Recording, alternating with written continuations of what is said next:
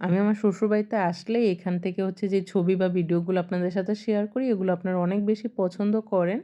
তো এখানে আজকে দুপুরে কী রান্না করেছিলাম এটা আপনাদের সাথে শেয়ার করছি। তো প্রথমে এখানে ছিল ভাত, সঙ্গে হচ্ছে পালং শাক ভাজি করেছি। পালং শাকটা হচ্ছে একটু হালকা ঝোল করে ভাজি করে নিয়েছিলাম। আর অনেকদিন পর যেহেতু পালং শাকটা ভাজি করেছি, এটা খেতে বেশ ভালো লেগেছে। সঙ্গে ছিল এখানে আলু দিয়ে মুরগির মাংস এবং হচ্ছে মুরগির গিলা কলিজা ভুনা।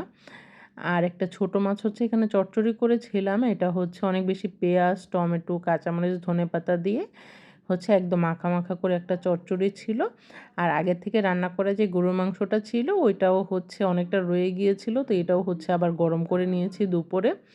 আর সাথে হচ্ছে একটু পেঁয়াজ, কাঁচামরিচ, লেবু এগুলো কেটে নিয়েছি। সঙ্গে হচ্ছে একটা দইও ছিল।